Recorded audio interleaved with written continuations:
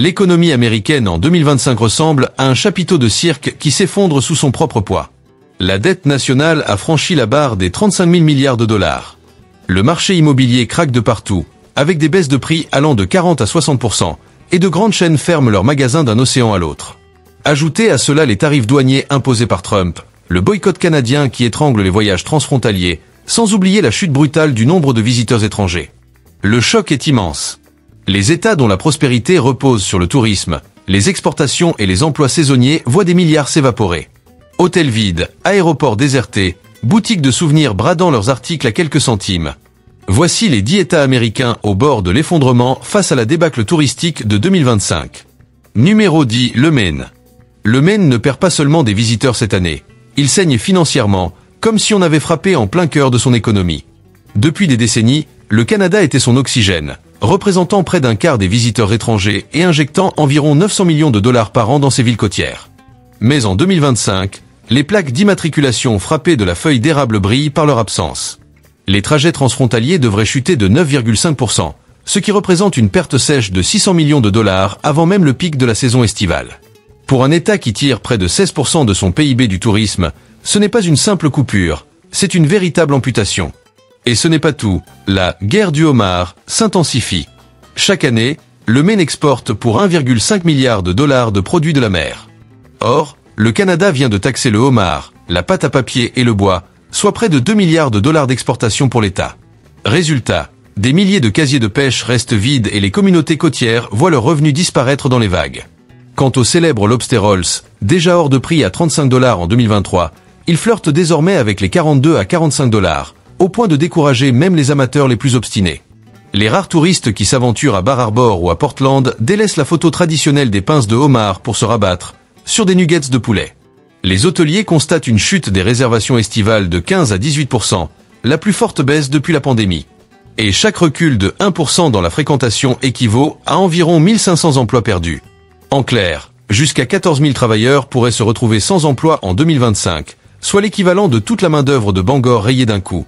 Le Maine aime se présenter comme la « terre des vacances », mais cette année, il ressemble davantage à une terre d'évacuation. Des auberges désertées, du homard hors de prix et un boycott canadien composent une tempête parfaite. Le plus inquiétant. Le pire n'est peut-être même pas encore arrivé. Numéro 9, la Louisiane. En Louisiane, la musique de jazz continue de résonner sur Bourbon Street, mais en 2025, les caisses enregistreuses sont plus silencieuses qu'un saxophone rangé après concert. Normalement, le tourisme génère près de 19 milliards de dollars par an, mais aujourd'hui, cette manne s'effrite sous l'effet combiné des tarifs douaniers et du boycott canadien. Habituellement, près de 335 000 Canadiens traversent la frontière pour découvrir la Louisiane. Cette année, leurs visites se sont effondrées. Rien que le boycott pourrait retirer 2 milliards de dollars de dépenses à l'économie locale, l'équivalent du salaire annuel de tout le secteur hôtelier de Bâton Rouge. À la Nouvelle-Orléans, les réservations anticipées ont plongé de 12%, laissant des milliers de chambres vides alors que la saison du Mardi Gras devrait battre son plein. Chaque baisse de 10% du nombre de visiteurs signifie environ 20 000 emplois envolés. En clair, la Louisiane risque de perdre 24 000 postes cette année. Et cela ne concerne pas seulement les barmen et les réceptionnistes. Ce sont aussi les chefs, les musiciens, les vendeurs de rue et les guides touristiques, tous dépendants de la générosité des visiteurs. Mais la tempête ne s'arrête pas au tourisme. Les exportations, autres piliers économiques, sont elles aussi frappées. Pétrole, produits chimiques et agricoles, pour une valeur totale de 65 milliards de dollars, sont désormais freinés par de nouvelles barrières commerciales, avec le Canada et l'Europe imposant leurs propres taxes en retour. Les experts estiment que 4 milliards de recettes d'exportation pourraient disparaître, réduisant le PIB de l'État de près de 2%. Pour une région qui vit à la fois de ses festivals, de sa gastronomie et de son commerce international, cette guerre des tarifs agit comme un ouragan double. L'un détruit le tourisme, l'autre coule les exportations. Balcons vides pendant le carnaval, club de jazz réduit au silence, bateaux de crevettes à moitié chargés. Ce ne sont pas de simples images, c'est le visage d'une économie à bout de souffle. La Louisiane a survécu aux inondations, aux ouragans et aux marées noires. Mais cette fois, la catastrophe n'est pas naturelle, elle est économique. Et elle frappe plus fort que n'importe quelle tempête. Numéro 8, le Massachusetts. Le Massachusetts s'est bâti une réputation sur l'innovation, la recherche médicale et un tourisme florissant. Mais en 2025, ce modèle est ébranlé par les tarifs commerciaux qui s'abattent comme un coup de masse. Selon des économistes de l'Université de Boston, Si ce régime commercial se poursuit, l'État pourrait perdre jusqu'à 12,8 milliards de croissance et près de 79 000 emplois d'ici 2026. C'est comme si toute la population de Worcester se retrouvait soudainement au chômage. Pourquoi? Parce que ces barrières touchent tout, des exportations médicales de pointe à l'accueil d'étudiants étrangers. Le tourisme, moteur plus discret mais essentiel, est lui aussi à genoux. Chaque année, les visiteurs internationaux dépensent environ 24 milliards de dollars, une part importante venant du Canada. Mais cette année, les arrivées pourraient reculer de 20%, ce qui coûterait 1,9 milliard à l'État. Résultat, les billets pour Fenway Park, les croisières pour observer les baleines ou encore les locations de maisons sur Cape Cod se vendent au ralenti. Dans les Berkshires, les gérants de chambres d'hôtes décrivent un été plus maigre qu'une feuille d'érable en novembre. Quant au secteur des conventions à Boston, il a déjà annulé des événements représentant 350 millions de dollars de retombées. Le secteur biotechnologique, d'ordinaire fort de 15 milliards de dollars d'exportation par an, subit aussi des représailles commerciales en Europe et en Asie. Une simple baisse de 10% suffirait à faire disparaître 1,5 milliard, transféré directement dans les poches de concurrents étrangers. Au total, le Massachusetts encaisse un triple coup dur, des exportations en chute, des foules de touristes clairsemés et un marché de l'emploi qui vacille. On entend encore « Sweet Caroline » résonner à Fenway Park, mais en 2025, ce n'est plus vraiment un chant de fête. C'est presque une façon de masquer le silence laissé par les emplois disparus et les portefeuilles vides. Si cette guerre commerciale continue, l'État ne risque pas seulement une récession. Il pourrait perdre son statut de capitale de l'innovation sur la côte est. Numéro 7, le Michigan. En 2025, le Michigan ne ressemble plus vraiment à « pur Michigan », mais plutôt à « pure panique ». Pendant longtemps, l'État vivait de deux sources de revenus solides. Les Canadiens qui traversaient la frontière pour profiter de l'essence bon marché et des célèbres confiseries locales, et l'industrie automobile qui faisait tourner Détroit. Aujourd'hui, ces deux piliers s'effondrent en même temps. Le trafic transfrontalier via l'Ambassador Bridge, qui accueille habituellement 10 000 camions et 40 000 personnes chaque jour, a chuté de 11%, privant l'État de centaines de millions de dollars. Sur l'île de Mackinac, les boutiques de Fudge, qui génèrent habituellement 24 millions par an, se retrouvent avec des stocks invendus entassés comme des brigues abandonnées. Même le mythique Grand Hôtel et son immense véranda de 200 mètres a vu ses réservations plonger de 18% cet été. Et du côté de l'automobile, les tarifs douaniers ont transformé le secteur en véritable champ de tir. Le Michigan exporte près de 25 milliards de dollars de véhicules et de pièces chaque année, mais les nouvelles taxes de Trump ont déclenché des représailles à l'étranger. Résultat, des licenciements massifs, de Détroit à Kalamazoo.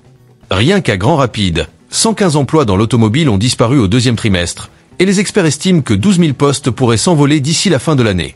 Les bénéfices de General Motors se sont déjà effondrés de 35% en un trimestre, un recul encore plus violent que lors de la crise de 2008 selon certains indicateurs.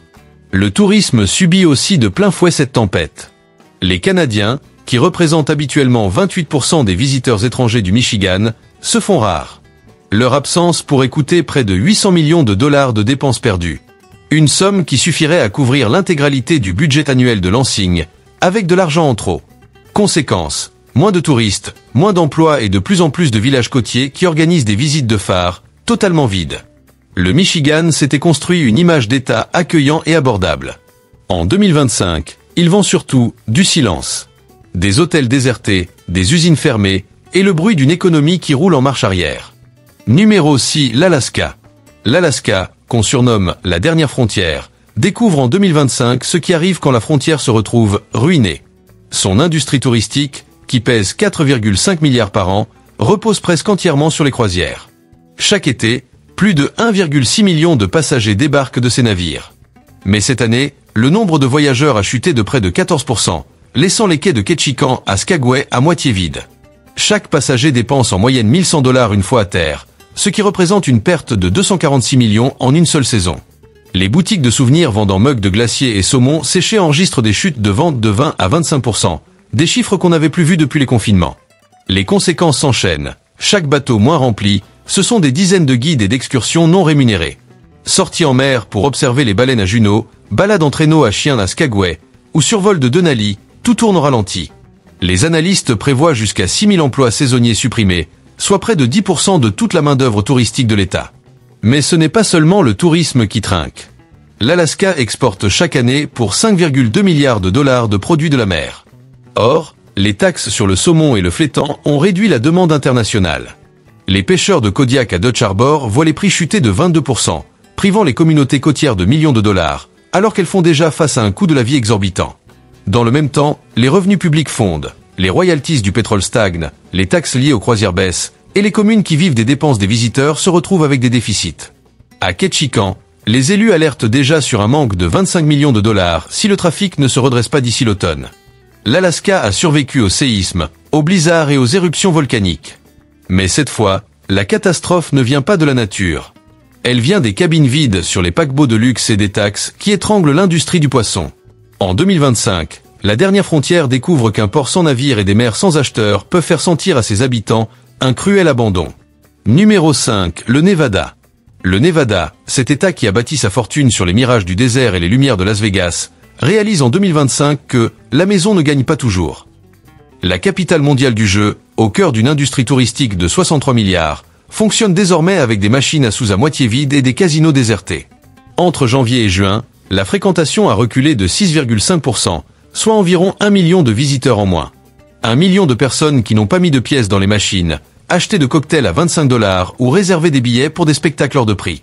Rien que ce manque représente 1,3 milliard de dollars envolés, assez pour pousser des dizaines de casinos de taille moyenne vers la faillite.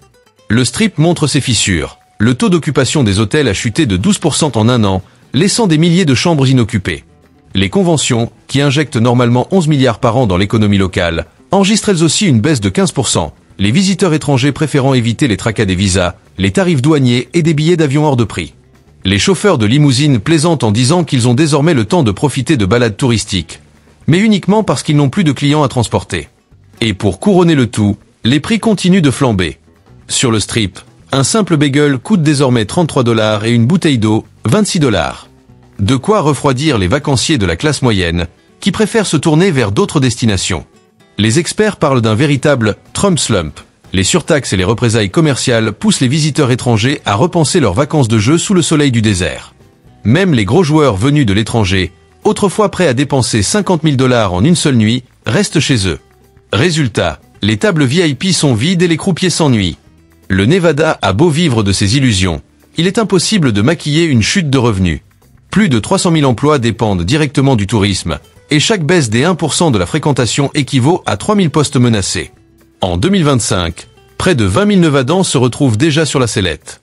Ce qui se passe à Vegas est censé rester à Vegas. Mais cette année, ce qui reste, c'est le silence. Et il est assourdissant. Numéro 4, Hawaï. Hawaï, autrefois synonyme de paradis, est devenu en 2025 le symbole d'un rêve devenu hors de prix. L'économie de l'archipel repose sur près de 18 milliards de dollars de recettes touristiques chaque année, mais les prévisions annoncent une chute de plus de 1,6 milliard d'ici 2 ans. Les arrivées de visiteurs devraient reculer de 4% en 2025, un effondrement qu'on n'avait plus vu depuis des décennies en dehors de la pandémie. Le coup le plus dur vient du Japon. En 2019, les touristes japonais dépensaient près de 2 milliards de dollars dans les hôtels de Waikiki, les spectacles traditionnels et les centres commerciaux. Aujourd'hui, leurs dépenses se sont effondrées de 54%, et les réservations pour la prochaine saison s'évaporent. Pour les hôteliers, la seule façon de survivre est d'augmenter leurs prix, de 12 à 15% selon les établissements. Résultat, un séjour qui coûtait 350 $ la nuit en 2023 se facture désormais entre 420 et 450 $, sans compter les frais additionnels de stationnement et de service. Les familles n'arrivent tout simplement plus à suivre. Le secteur des croisières n'est pas épargné. Les arrivées chutent de 9%, et chaque navire qui manque à l'appel prive l'économie locale de 2 millions de dollars. Restaurants, boutiques de souvenirs, artisans, tous enregistrent des baisses à 2 chiffres. Les exportations agricoles, censées être un pilier de repli, vacillent elles aussi. Le café, les noix de macadamia et même l'ananas subissent de plein fouet la hausse des tarifs douaniers, réduisant les revenus agricoles de 15 à 20%. Autrefois vendu comme l'incarnation de Hell, Aloha Spirit, Hawaï se retrouve aujourd'hui face à une réalité glaçante. Le paradis perd de son attrait lorsqu'un séjour familial dépasse les 6 000 $. En 2025, ce ne sont pas les couchers de soleil que les îles perdent, mais leur solvabilité. Numéro 3, Californie. La Californie, longtemps présentée comme la terre des rêves, vit un véritable cauchemar en 2025. La machine touristique de 150 milliards de dollars s'essouffle, et les chiffres font froid dans le dos. Les arrivées internationales devraient reculer de plus de 9%, entraînant la disparition de 4,5 milliards de dollars de dépenses. C'est comme si un Super Bowl entier avait disparu des comptes de l'État avant même le début de l'été. Disneyland, Hollywood, les plages et les séquoias, tout ce qui semblait inarrêtable est aujourd'hui en perte de vitesse.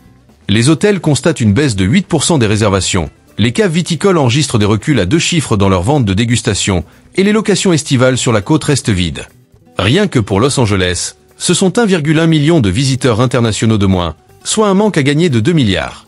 Et comme si cela ne suffisait pas, la guerre des tarifs frappe de plein fouet les exportations californiennes, évaluées à 175 milliards par an. Le vin, les produits agricoles et les équipements technologiques subissent une chute attendue d'au moins 12 milliards de dollars. Les viticulteurs de Napa annoncent déjà une baisse de 18% des exportations vers l'Europe et le Canada. Les producteurs d'amandes, eux, voient les prix plonger alors qu'ils exportent habituellement près de 5 milliards par an. Même Hollywood, bastion culturel et économique, n'échappe pas à la tempête. Conventions annulées, tournages compromis, pertes estimées à plusieurs centaines de millions. La Californie, qui se vendait comme la terre des possibles, propose désormais un visage bien plus sombre. Moins de visiteurs, moins d'emplois et un éclat qui s'éteint peu à peu. Le Golden State rouille, et rien ne dit que son éclat reviendra bientôt. Numéro 2 New York. New York, l'État qui ne dort jamais, montre des signes d'épuisement en 2025. Le tourisme, qui génère habituellement 74 milliards de dollars par an, s'effondre. Les arrivées internationales chutent de 17%, ce qui représente une perte de 7,5 milliards. Le taux d'occupation des hôtels new-yorkais, autrefois supérieur à 80% en haute saison, tombe à 69%, avec à peine 22% des chambres déjà réservées pour l'été. C'est une baisse de 11% par rapport à 2024, la plus forte depuis 2009. Broadway, véritable moteur culturel, voit ses ventes de billets reculer de 22%. Les salles se vident, les acteurs jouent devant des rangées clairsemées. Sur la 5e avenue, les grandes enseignes de luxe enregistrent des baisses de près de 20%, les riches visiteurs du Brésil, de Chine ou du Canada boudant désormais la grosse pomme. Chaque touriste manquant représente des milliers de dollars de taxes perdues, et les responsables estiment que les tarifs douaniers pourraient coûter jusqu'à 7 milliards à l'économie de l'État d'ici 2026. Les conséquences sur l'emploi sont colossales. 280 000 postes liés au tourisme et aux échanges commerciaux pourraient disparaître, soit l'équivalent de la population entière de Buffalo. Guides, hôteliers, serveurs, acteurs, tous sont menacés. Et le malaise dépasse New York City. À Niagara Falls, les arrivées de Canadiens plongent de 15%, étouffant les commerces qui vivent des allers-retours frontaliers. Les vignerons de la région des Finger Lakes annoncent, eux, une chute de 20% de leurs exportations. New York aimait se croire à l'épreuve des crises. En 2025, la réalité montre qu'elle ne l'est pas. Les néons de Times Square brillent toujours, mais devant des foules clairsemées. Numéro 1 Floride. La Floride, l'État du soleil, traverse en 2025 la pire crise touristique de son histoire récente. Son industrie, pesant 112 milliards de dollars, reposait sur des fondations solides, Disney, Miami, ses plages infinies. Mais cette année, la clientèle canadienne, qui représente 28% des visiteurs étrangers, a littéralement disparu. Les réservations venues du Canada chutent de 40%, soit une perte de 12,5 milliards de dollars. Cela se traduit par des hôtels vides, des boutiques fermées et des serveurs qui attendent des clients qui ne viendront pas. Les chiffres sont implacables. Chaque baisse de 10% des arrivées canadiennes retire 2,1 milliards de dollars à l'économie américaine. Et la Floride encaisse la majorité de ce choc. Les parcs à thème d'Orlando enregistrent une fréquentation en recul de 15%. Les files d'attente de Disney se raccourcissent de 25 minutes par attraction. Une bonne nouvelle pour les visiteurs, mais un désastre pour les recettes. Miami, habituellement fréquenté par plus de 16 millions de personnes par an, perd 18% de ses arrivées internationales, privant les hôtels de 1,2 milliard de revenus en une seule saison. À cela s'ajoute l'impact des exportations. La Floride expédie chaque année près de 70 milliards de produits, des agrumes aux pièces d'aéronautique. En 2025, les représailles tarifaires pourraient réduire ce chiffre de 5 milliards. Les producteurs d'oranges, par exemple, signalent déjà une chute de 20% des prix. Les analystes préviennent, 180 000 emplois liés directement au tourisme et au commerce extérieur pourraient s'évaporer cette année. C'est comme si toute la population d'actifs de Daytona Beach disparaissait d'un coup. Le soleil continue de briller, mais derrière les palmiers, la Floride vend désormais moins du rêve que de la survie. Voilà, nous avons parcouru les 10 villes américaines où la vie quotidienne semble s'effriter sous le poids des loyers exorbitants, de la criminalité, des infrastructures en déclin et des rêves brisés. De San Francisco à Apex City, chaque ville raconte sa propre histoire, mais le tableau général est terriblement similaire. L'Amérique, malgré sa richesse et son pouvoir, cache des réalités où la classe moyenne lutte pour survivre, où les quartiers s'effacent et où le rêve américain vacille dangereusement. Ces villes sont autant des alertes que des histoires à méditer. Elles nous montrent que la prospérité apparente peut masquer des fissures profondes, que la croissance économique ne profite pas toujours à tous et que la vie ordinaire peut se transformer en un véritable défi quotidien. Ce top 10 nous rappelle que derrière chaque façade brillante, Il y a des familles qui luttent pour rester à flot, et des communautés entières qui se battent pour leur avenir. Et maintenant, j'aimerais savoir ce que vous en pensez. Selon vous, quelle ville est en train de s'effondrer le plus vite? Croyez-vous qu'il reste un espoir pour la classe moyenne, ou assistons-nous simplement à l'érosion du rêve américain? Partagez votre opinion dans les commentaires. Votre histoire pourrait résonner avec celle de milliers d'Américains. Si vous avez trouvé cette vidéo intéressante ou révélatrice, abonnez-vous à la chaîne, activez les notifications et laissez un j'aime pour soutenir ce type de contenu. Chaque partage, commentaire et abonnement nous permet de continuer à vous proposer des analyses honnêtes, immersives et détaillées sur l'état de la vie quotidienne aux États-Unis. Merci d'avoir regardé et à très bientôt pour une nouvelle exploration des réalités américaines.